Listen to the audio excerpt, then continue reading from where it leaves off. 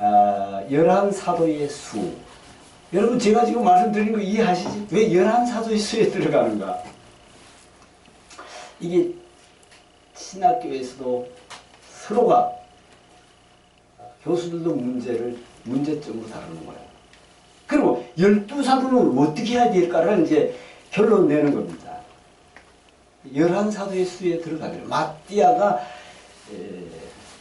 여기서 우리가 충분히 이해할 수 있는 건 사도행전 1장 8절에 오직 성령이 임하시면이야. 그럼 성령이 언제 임하느냐? 2장에 가서 임합니다. 그러니까 1장과 2장 경계선이에요. 요점을 꼭 아시고 그럼에도 이들이 성령의 충만을 받은 건 확실하다. 이 본문을 우리가 자세히 보면서 이 점을 염두에 두시면서 한번 오늘 잘 보겠어요. 디모데전서 2장 4절에 하나님은 모든 사람이 구원을 받으며 진리를 알아내리기를 원하시는 모든 사람이 구원받으시기를 주님이 원하시는 줄로 믿습니다. 그러나 모든 사람이 구원받지 못해. 구약을 봐도 그렇고 그죠? 신약을 봐도 신약시대에 하나님을 그렇게 열심히 믿는다는 유대인들이 왜 화해를 찐지 하냐 말이지. 그러니까 택함 받는 사람이 따로 있다. 있습니다. 그래서 또 부르심을 받되 택하기까지 우리가 가인과 아벨을 봐도 그렇죠. 둘 다 믿음이 있잖아. 근데 사람이 볼 땐 몰라요. 그지? 둘 다 믿음이 있는 거야. 근데 중심을 인간을 만드신 하나님은 충분히 알고 계시는 거예요. 진리가 뭐냐? 뭐 단순하게 성경이요, 하나님 말씀이요, 나가서 성령이다. 진리가. 그런가 하면 너희가 자식을 위해서 좋은 것을 줄 줄 알거든. 하물며 너희 천부께서 구하는 자에게 무엇을 주시지 않겠느냐? 아유, 예명교회는 그 정도 말해도 대단해요. 자, 마태복음에는요, 좋은 것이야. 누가복음에는 성령이야. 그 점을 아세요? 왜 마태복음에 성령 이야기도 못 알아들어요? 유대인들 입장에는. 그러니까 누가복음, 마가복음을 거쳐서 누가복음에 가가지고 뭐야? 우리가 예수 믿으면 가장 좋은 게 뭐다? 성령이다. 할렐루야. 누구도 인정해야 돼요. 그래서 육체 예수를 부인하는 자는 구원받을 수 있지만 성령을 부인하는 자는 영원히 구원받기 어렵다. 주님이 말씀했습니다. 그래서 이 점을 우리 생각해보면 오늘 본문이 신약입니다. 오늘 본문이 신약도 사복음이 끝나고 예수님이 성천한 상태, 이 상태입니다. 지금 시기와 똑같습니다. 5월 둘째 주가 성령 강림절인데 5월 23일이죠. 오순절, 그러게 40일 동안 예수님이 보이는 뜻은 뭐라 했죠? 지난주에 부활하신 예수님이 40일 동안 제자에게 보이신 이유는 네가 40일 동안 가난해지면 갈릴리로 와. 할렐루야. 그럼 날 만날 수 있다는 거야. 그 점을 우리가 오늘 본문이 신약이라는 사실에 성경이 예언한 그 일이 인간 내 실체 속에 이루어지는 사건이에요. 단 이래면서 참 놀라운 사건이 이제 여기서 시작되는데 인간에게 오시는 거야. 그래서 인간 안에 영을 만드시고 그것이 뭐죠? 창세기 2장 7절의 생명 상태야. 근데 생명 한 번 구원은 영원히 구원받는다는 그런 말을 한 번 구원은 영원히 받는다고 저도 믿어요. 믿는데 창세기 2장 7절에 생명이 구원이잖아. 근데 깨진 사건을 제가 말씀드렸지? 뭐라고 그게? 설계도라고. 자, 당신 하나님이 나한테 왔어. 왔는데 너 선악과를 따먹으면 죽어 하는데 결국은 선악과를 선택해서 그 영광 하나님이 떠나갔어. 그래 떠나간 인간은 뭐가 됐냐? 육체가 됐다. 육체는 뭐야? 여호와 하나님 얼굴로 만드신 상태밖에 안 돼. 그 인간이 볼 때 관점으로는 완전하지만 하나님이 없는 사람을 말한다. 그래서 그거를 다시 어떻게 올 수 있는 방법은 가인과 아벨처럼 내 앞에 나오되 아벨처럼 오면 된다. 할렐루야. 구약의 원리입니다. 신약에 이제 자기가 부인돼야 되고, 여러분 마태복음은 자기가 부인돼야 돼. 요한복음은 거듭나야 돼. 이 점까지는 여러분이 충분히 아실 것으로 믿고, 인류 초유의 사건으로 하나님 인간에 오시는 사건이며 구원의 본질이 비로소 완성이다. 이게 완성이에요. 이게 지금 1장이잖아요. 사도행전 1장. 그 사도행전은 뭐냐? 12사도를 만들어가는 끊임없는 과정이야. 지금도 사도행전 시대야. 할렐루야. 이해가 돼야 돼요. 우리가 이 땅에 사는 동안 끊임없는 사도행전은 시작되는 거야. 사도행전이 28장까지 있지만 마태복음도 28장까지 있는데 끊임없어요. 사도행전은 끝이 없다는 뜻입니다. 그래서 구원의 본질, 예수님이 약속한 그 본질, 성령이 내게 오시는 사건, 완성이다. 그래서 예수님이 십자가를 받으면서 다 이루었다 하는 그 말씀 속에 구원의 본질이 완성되는 사건입니다. 이를 구약에 대비해 볼 때 광야를 달려간 이스라엘 백성은 가나안에 들어가기 전에 발람 사건, 여러분 성경을 많이 안 봤으면 잘 이해가 안 될 거예요.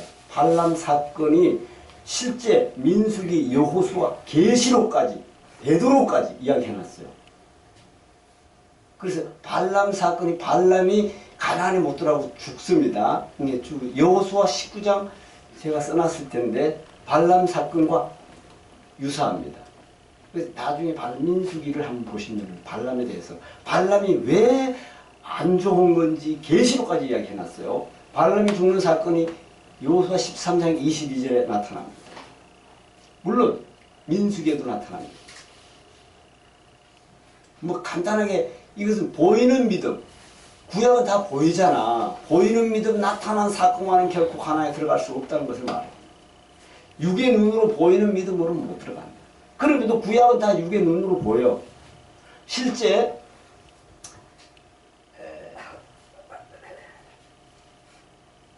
시내산 계명을 받기 전에는, 여러분 받기 전에는 어떻게 구원받느냐, 하나님과 동행 사건이 벌어져. 항상 동행, 에녹이 동행하고 300년 동안 다니고, 동행한 사람은 항상 그 마음이 정직했다. 구약적 의미로 정직한 사람에게 성령이 함께하는 줄로 믿습니다. 그래서 그리고 나서 애굽에서 나와서 율법을 왜 주느냐? 죄가 무엇인지 알게 하기 위해. 그래서 율법을 줍니다. 그럼에도 율법 때문에 예수님이 와서 율법 때문에 죽습니다. 참 놀라운 사건 아니겠어요? 그 의미를 이제 충분히 이제 이해하실 거예요. 육신 예수는 떠나야 합니다. 육신 예수가 눈에 보여야 안 보여? 보입니다. 떠나야 돼. 그 점이, 왜냐하면 믿음은 보이는 것이 아니기 때문에. 그래서 예수님이 요한복음 4장 24절에 하나님은 영이시다. 그리고 요한복음 13장에 내가 아버지께로 왔다가 다시 돌아갈 나를 아시고, 할렐루야. 아버지께 보내심을 받고 나 돌아가야 돼. 어떻게 돌아가려면 어떻게 해야 돼? 내가 십자가를 받고 부활하고 영체로 돌아가야 돼. 원래 있던 자리로 하나님 우편으로 가실 줄 믿습니다. 원래 영이신데 육체를 보내는데 육체로 왜 보냈을까? 인간은 봐야만 믿기 때문에 보이게 해서, 야, 보이는 것이 믿음이 아니고 보이지 않는 하나님을 알게 하기 위해서. 그럼에도 세례 요한이 예수님의 길을 닦기 위해서는 어떻게 해야 된다? 죽어야 된다. 여러분, 세례 요한이 약관 30일에 죽잖아. 예수님의 길을 평탄케 해놓고 사명이 끝나. 그 점을 우리가, 자, 보이는 믿음은, 왜냐하면 믿음은 보이는 것이 아니야. 그리고 따라서 보이지 않는 성령이 다시 오셔야 되기 때문입니다. 이것을 성경은 뭐라 한다? 믿음이라 한다. 하도 많이 이야기해서 이제 아실 거예요. 사도행전 1장 14절에 마음을 같이하여 오로지 기도에 힘쓰더라. 정말 좋았어요. 이들은 성령이 충만해졌어. 기도해서. 우리도 찬양하고 충만해지죠? 그럼에도 무슨 문제가 있느냐? 그럼에도 그때 갑자기 베드로가 벌떡 일어나서 유다 대신 제자를 세웁니다. 여기서 한번 생각해 볼 것은, 베드로는 성령을 받은 자가 아니라, 성령을 언제 받죠? 1장 지금 26절에서 11사도에 가입합니다. 11사도의 수에 가입합니다. 인간의 생각으로 세워지는 것은 하나님의 뜻이 아니에요. 이게 아마 하나님의 감동인 것 같은데, 이렇게 향을 될 것 같은데, 이렇게 해서 세워지는. 왜냐하면 그 이유를 설명드려요. 성령을 받는 자가 제자가 되는 것입니다. 성령을 받는 자가 어떻게? 결론적으로 12사도. 우리 다 11사도가 성령 전에는 무슨 말인지 아시겠죠? 성령을 받는 자가 12제자에 들어가. 누구든지. 그래서 그럼에도 왜 베드로가 제자를 세우는가? 사도행전은 제자를 세워가는 끊임없는 과정이에요. 지금도 사도행전 과정입니다. 요한에서로부터 우리 가운데 올라가신 날까지 주 예수께서 우리 가운데 출입하실 때 22절에 항상 우리와 함께 다니던 사람 중에 하나가 누구야? 그 두 사람, 제비를 뽑은 마띠아를 얻으니 그가 11사도의 수에 들어가니라. 11사도의 수에 들어가니라. 여러분, 베드로도 예수와 함께 같이 다녔어야 안 다녔어? 더 다녔는데 예수님 십자가 받을 때 부인해 안 해? 그런 자가 지금 마띠아를 세우는 문제가 있는 거예요. 11사도의 수. 아직은 11사도 수에 들어갈 수밖에 없다는 것을 반복적으로 여러분에게 말씀드리는 거야. 제자를 세우는 오순절 전. 오순절이 언제죠? 2장 1절 보세요. 2장 1절이 오순절 날이 이미 이르매 그들이 다 같이 한 곳에 모였더니. 그러니까 2장의 성령이 우리에게 임하는 사건이고 그 전절에서 성령이 이제 모여서 기도하고 있는 거예요. 항상 11사도의 수에 들어갈 뿐이다. 여러분 꼭 이해하시고, 성경에 10이라는 12이라는 단어가 많이 나옵니다. 뭐 이거 다 할 수가 없어요. 12기둥을 세우고 12기둥. 여러분 12기둥이 뭐야? 잊지 말라고 12지파의 12기둥. 요단강을 건너갔을 때도 12지파대로 12돌을 치워서 세워야, 길갈에 세워야 안 세워? 항상 12가 많아요. 12사람을 세우고 여호수아가 그 건너가서 요단강에서 돌을 채취해서 세웁니다. 또 12사자가 있어 대하에 12의 혈루증 여인이 나와야 안 나와? 12영 더 되는 천사 겟세마네 동산에서 기도하는데 베드로가 칼로 치니까 12영이나 더 되는 천사를 보내서도 내가 다 멸할 수 있지만 그렇게 하면 칼로 하는 자는 칼로 망한다고 칼을 못 쓰게 하잖아요. 12영. 그래서 12바구니도 의미가 있습니다. 12바구니. 이거 말고도 12개 너무 많은데 그냥 제가 한번 찾아서 올려놔 봤어요. 12이라는 숫자가 뭔지. 12의 혈루증이 뭐야? 그건요. 이것은 예수 안에 있는 자를 분명히 말합니다. 왜 그럴까요? 12의 혈루증이 예수님 옷 맞춰요, 안 맞아? 옷을 만지기만 해도 병이 났어요, 안 났어? 그 구원의 역사를 말하는 거야. 12의 혈루증. 예수님이 몇 살 때 예루살렘에서 길을 잊어먹었지? 부모가? 12살 때. 12이라는 이유가 있는데 여기서 예수를 판자라고 이야기합니다. 누가? 마태복음 10장 2절에 제자를 세웁니다. 지금 제자를 세우는데 여기서 4절에 가룟 유다를 가리켜 예수를 판자라고 이야기했어요. 예수를 팔자가 돼야 되는데 왜 판자라고 이야기하지?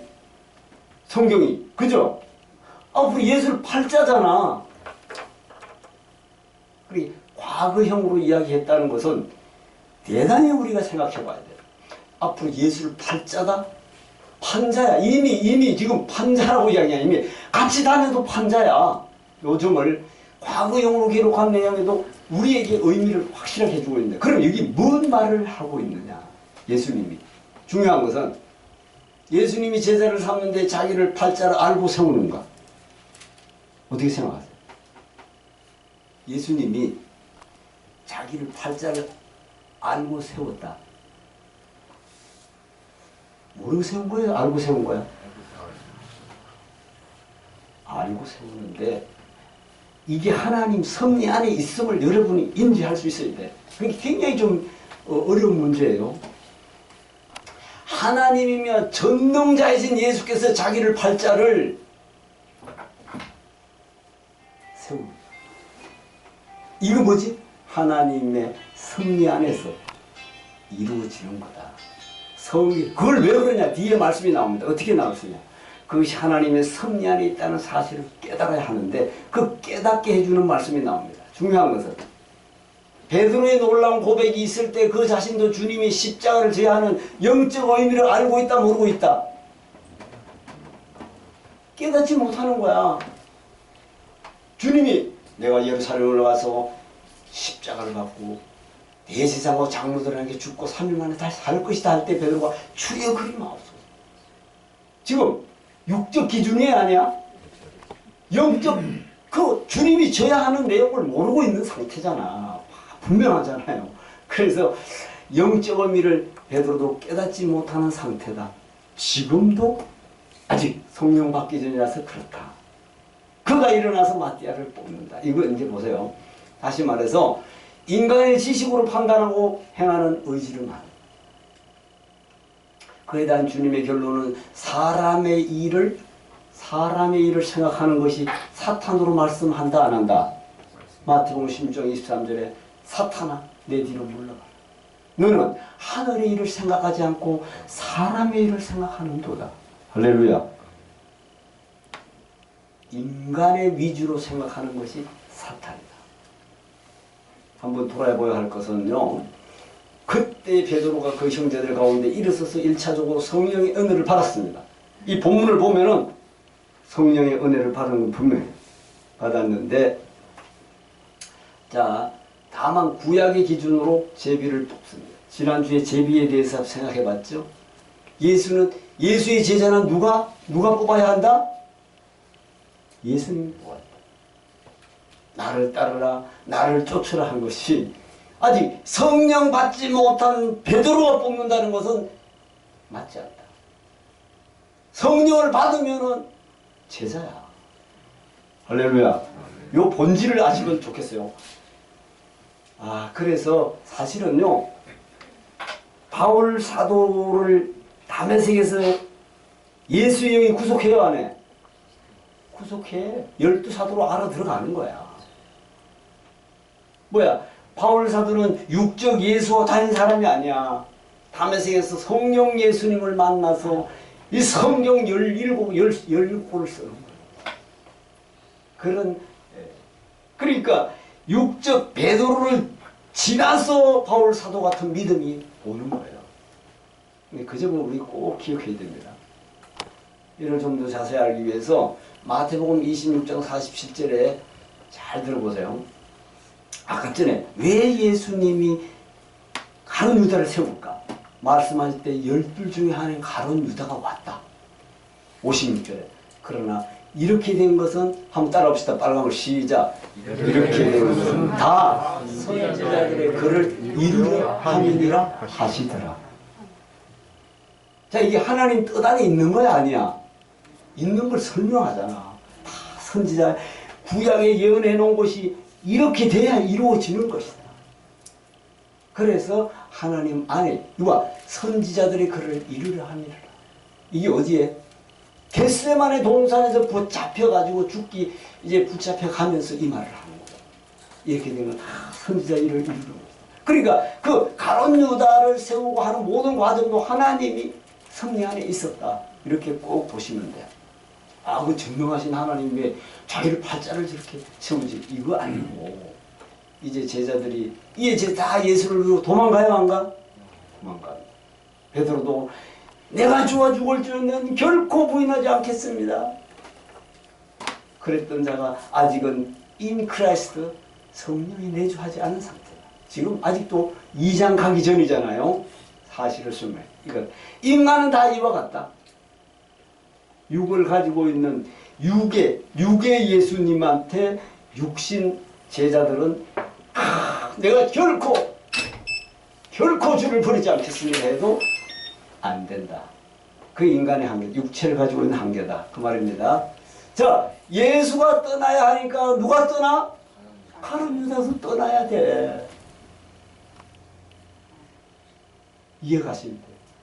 예수가 떠나야 가릅니다. 떠나야 돼. 그래서 우리는 11사도의 수에 가입합니다. 그러면 12사도가 어떻게 해요? 결론입니다. 오늘 찬양을 해가 좀 늦게 했어도 이게 좀 짧게 끝납니다. 자, 11사도라 합독합니다. 시작. 우리 모두가 11사도 가운데 있다는 사실이다. 아멘입니까? 아멘. 그러면 12사도가 우리가 돼야 안 돼야? 돼야 돼요. 보이는 예수는 구약이야. 잘 들어보세요. 육적 예수는 구약이야. 따라서 보이지 않는 성령을 통해서 여러분 12사도가 탄생된다는 사실을 반드시 기억해야 될 줄 믿습니다. 그래서 우리는 사도행전 2장으로 넘어가서 아무리 육적 베드로가 외치고 해도 3번 부인했듯이 3번 부인한 것이 육의 한계가 어떻다는 것을 예수님이 다 알고 있어요. 너 다 울기 전에 3번 부인해. 다 울면서 통곡을 통해서 성령을 받게 된다. 할렐루야. 이게 우리에게 주신 말씀인 줄로 믿습니다. 우리 기도하겠습니다.